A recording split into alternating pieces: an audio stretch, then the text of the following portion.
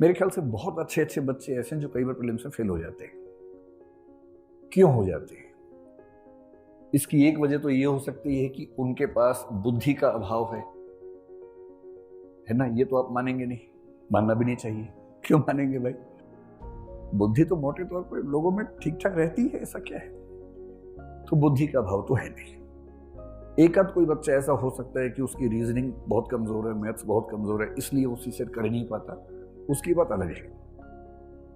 लेकिन जनरली आप में से एक भी ऐसा बच्चा नहीं है जो इसलिए प्रीलिम्स पास नहीं कर पा रहा कि उसकी कैपेबिलिटीज में कमी है। मैं तो ऐसा नहीं मानता हूं, आपको भी नहीं मानना चाहिए। तो क्या वजह हो सकती है? एक वजह हो सकती है कि आपकी मेहनत में कमी है। मेरा ख्याल है कि ये वजह भी ठीक नहीं है, क्योंकि पता नहीं क्यों पर मेरी समझ ये है कि जो बच्चे कमजोर बैकग्राउंड से होते हैं, और मोटे तौर पर ये कह सकता हूं मैं कि हिंदी माध्यम के या तमिल, तेलुगु, कन्नड़, मराठी, गुजराती माध्यम के बच्चे अंग्रेजी माध्यम के बच्चों की तुलना में सामान्यतः कमजोर पृष्ठभूमि से आते हैं। और जो जितनी कमजोर पृष्ठभूमि से है उसमें मेहनत करने की क्षमता उतनी ज्यादा होती है। ये जनरल ट्रेंड दुनिया भर में है। इसलिए आप देखेंगे भारत के लोग अमेरिका जाकर झंडे गाड़ देते हैं, क्योंकि वहां वो कमजोर है। तो वहां वो रात दिन मेहनत करते हैं जिंदगी बेहतर बनाने के लिए, एकदम झंडे गाड़ देते हैं। मतलब ये भी है कि यहाँ के बेस्ट लोग वहां जाते हैं, वो भी एक पक्ष है इसके पीछे। तो ये वजह भी नहीं है कि आप क्यों नहीं सिलेक्ट हो पा रहे। मेरी समझ ये है कि सफल ना होने की बेसिक वजह दो तीन है। एक तो है डिसिप्लिन, कि मेहनत करना लेकिन उसको डिसिप्लिन के साथ ना कर पाना। जैसे 3 दिन पढ़े तो ऐसा दशरथ माझी की तरह पढ़े, जब तक तोड़ेंगे नहीं तब तक छोड़ेंगे नहीं, इस भाव से पढ़े, और 3 दिन बाद 7 दिन के लिए लेट गए, एकदम आराम करेंगे। 3 दिन ज्यादा पढ़ लिए थे, उसके बाद से दिमाग में चक्कर आ रहे थे, वो ठीक करने के लिए सो रहे हैं। एक तो ये हो सकता है कि लगातार नहीं पढ़ पा रहे। दूसरा, मेहनत पर्याप्त नहीं होती ना। मेहनत से ज्यादा जरूरी है स्ट्रेटेजी। देखिए, अगर मेहनत करने से ही बात बनती तो अगर पशुओं की तुलना की जाए तो गधे घोड़ों की जगह आसीन हो गए होते, पर गधे गधे ही रह के ज्यादा मेहनत करके भी, और घोड़े घोड़े ही, है ना। बुरा मत मानिएगा इन शब्दों का, भाव समझिए कि सिर्फ मेहनत से नहीं होता है।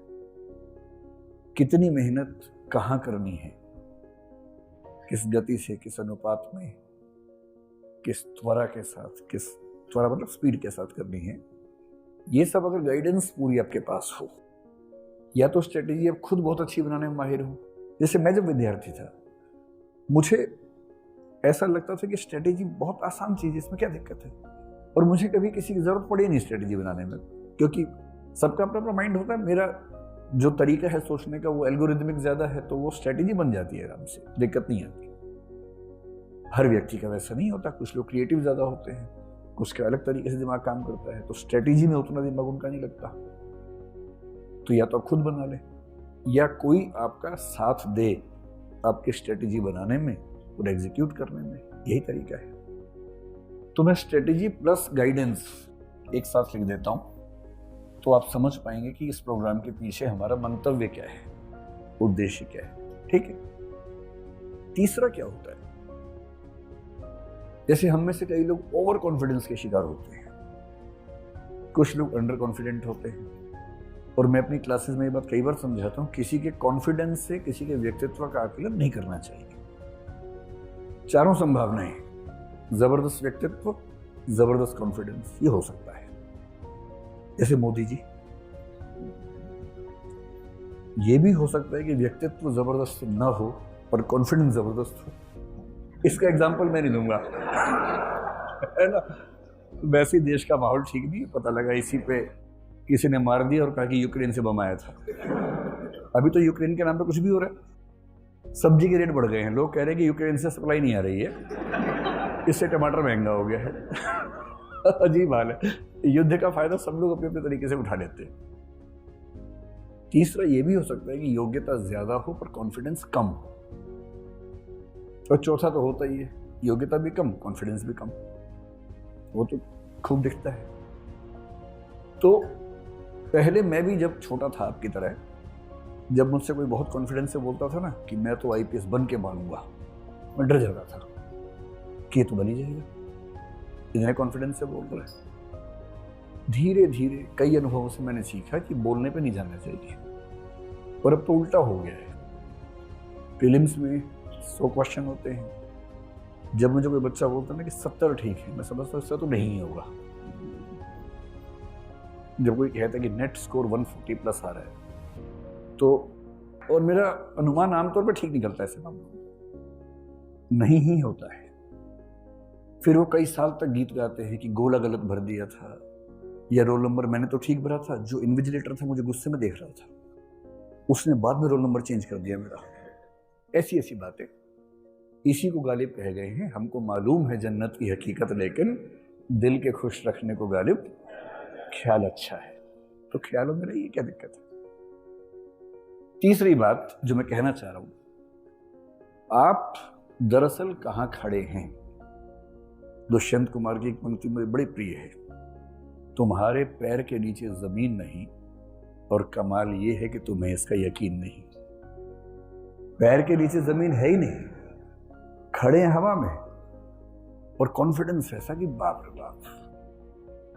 तो याद रखना, तुम्हारे पैर के नीचे जमीन नहीं, और कमाल है कि तुम्हें इसका यकीन नहीं। ऐसा आपके साथ ना हो जाए। एक मैंने बड़ा अच्छा कार्टून देखा, एक फट्टा रखा हुआ है बैलेंस किया हुआ, उस फट्टे पे आगे एक आदमी खड़ा है, एक पीछे खड़ा है, इसीलिए बैलेंस है। पीछे वाला आगे वाले को लात मार रहा है, तो नीचे लिखा हुआ आ रहा है, लात मारने से पहले अपना भी देख लो, है ना। कई बार जरूरी होता है कि हमें अपनी जमीन का आइडिया हो। तो हमें ऐसा लगता है कि यदि आपके पास एक साइंटिफिक फीडबैक सिस्टम हो। साइंटिफिक फीडबैक क्या होता है, सारा खेल इसी का है। अगर आपसे कोई पूछे मेंटरशिप क्या है, तो बोलना साइंटिफिक फीडबैक मैकेनिज्म। मूल रूप से ये हमें ये पता ही नहीं होता कि हम कौन से सेगमेंट में कितने अच्छे हैं, कहां कितने बुरे। सब सेगमेंट, टॉपिक, सब टॉपिक, कंसेप्चुअल प्रश्नों में अच्छे हैं या फैक्चुअल में अच्छे हैं, कितना टाइम ले रहे हैं। ऐसा तो नहीं कि हम ठीक कर रहे हैं पर बाकी लोगों की तुलना में टाइम ज्यादा ले रहे हैं। और जब हमें अपनी एक एक चीज, एक एक अच्छाई और बुराई का साइंटिफिक फीडबैक ना मिले, तो हम अंधेरे में तीर मारते रहते हैं। और इसी प्रोसेस में देखिए, प्रीलिम्स जो है ना, पढ़ाई का खेल है नहीं। दरअसल पढ़ाई तो एक पक्ष है, जिसकी स्ट्रेटेजिक थिंकिंग बेहतर है, प्रीलिम्स उसका निकलना बहुत आसान है। और जो स्ट्रेटेजी में कमजोर है, रणनीति में कमजोर है, उसका प्रीलिम्स निकलना बहुत मुश्किल काम है। बेसिकली हम ये करना चाह रहे हैं कि आपको अपनी तैयारी के एक एक पक्ष में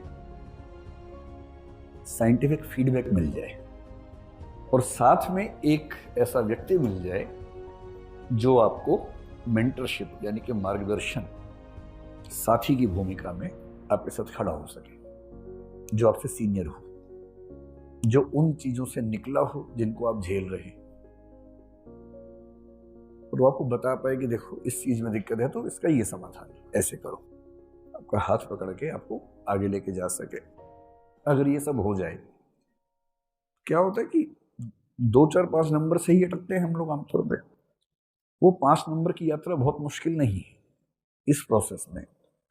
और इस वजह से हमने इन सब चीजों को मिलाकर एक कंसेप्ट बनाया। हमारी एक बड़ी टीम, करोल बाग में कुछ लोग हैं, कुछ ये हमारी टीम है, सबने मिलकर प्लानिंग की, ताकि जो भी बेस्ट हो सकता है वो सारा यहाँ के बच्चों को मिले।